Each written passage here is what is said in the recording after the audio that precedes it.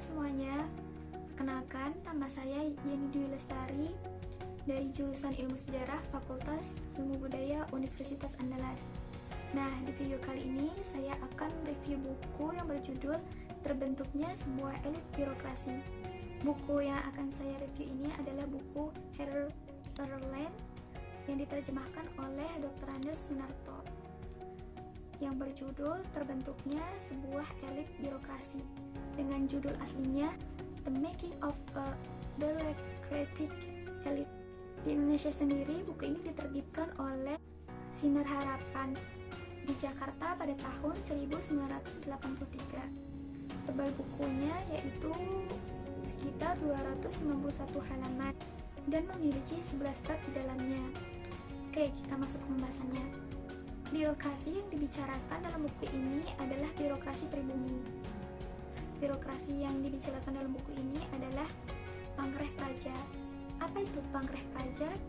Panggreh Praja atau penguasa kerajaan adalah sebuah kekuasaan yang dianggap pemerintah kolonial sebatas pemerintahan pribumi yang tingkatnya lebih rendah dari pemerintah setempat.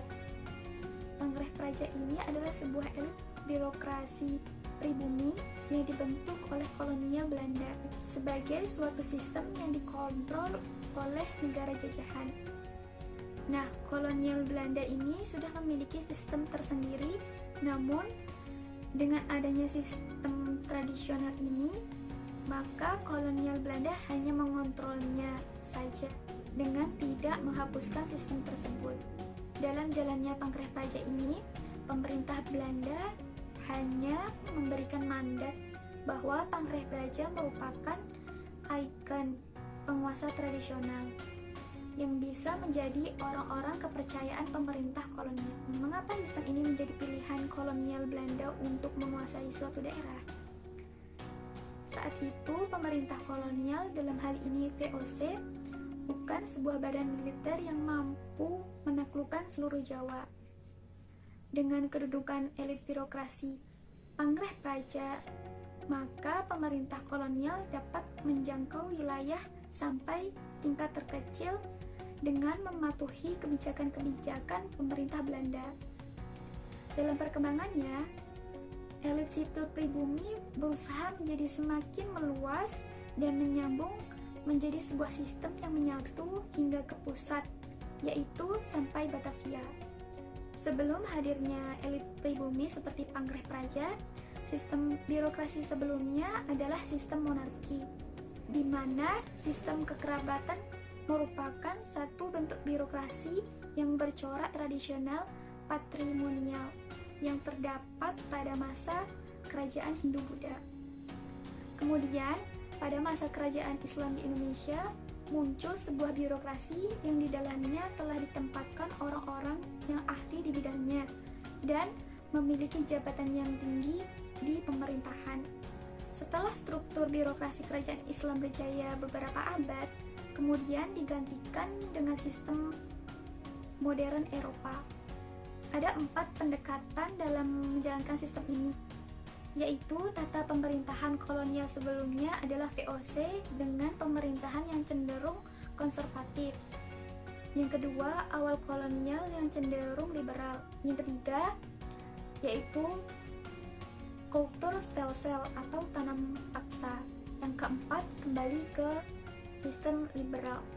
Dapat disimpulkan bahwa karya Sutherland ini menjelaskan bagaimana sudut pandang kolonial Belanda mengenai cara pandang orang-orang Asia mengenai tata pemerintahan Jawa yang dikombinasikan dengan tujuan-tujuan praktis berjangka pendek untuk merusak hubungan antara priai dan petani. Pemimpin-pemimpin masyarakat dan pejabat kerajaan diubah menjadi sekutu bawahan, kaki tangan, dan akhirnya menjadi alat politik dan birokrasi kekuatan asing. Dalam proses ini, priai kehilangan fungsi militernya dan pembatasan kegiatan ekonominya. Mereka menjadi semakin bergantung pada kekuatan baru di Batavia daripada kemampuannya sendiri dalam bekerja. Bisa dikatakan oleh pemerintah kolonial mereka adalah pegawai. karena terikat oleh pembatasan-pembatasan kolonial dan ketidakmampuan menjawab tuntutan sosial ekonomi. Pejabat pribumi ini pada akhirnya pada abad ke-19 merupakan elit yang tercerabut. Gaya hidup kebudayaannya yang tinggi dan berlebihan itu bisa dikatakan adalah sebab dari ketidakmampuan dibanding sebuah peninggalan kebudayaan Jawa. Nah, karya Sutherland ini dikuatkan pada suatu penelitian yang cermat, terutama dari sumber yang ia gunakan, baik dari arsip maupun dari sumber lisan. Studi Sutherland ini menceritakan lebih dalam perubahan sistem elit-elit Jawa yang jelas dan beragam, sehingga gaya studi ini dapat dikatakan khas. Dalam hal ini, Sutherland sangat berhati-hati dalam membangun argumen untuk memperjelas hipotesanya. Nah, dengan hal itu, maka dapat dipastikan dengan karya ini para pembaca dapat berpikir terbuka bahwa buku ini dapat dijadikan sebagai rujukan maupun acuan dalam melakukan penelitian mengenai birokrasi, terutama elit birokrasi yang ada di Indonesia abad 19 dan abad 20. Buku terbentuknya sebuah elit birokrasi. Karya Heather Sutherland ini termasuk karya yang penting untuk memahami pengaruh kolonialisme terhadap negara kita, yaitu Indonesia. Sekian review buku dari saya. Semoga review buku dari saya ini bermanfaat. Terima kasih sudah menonton.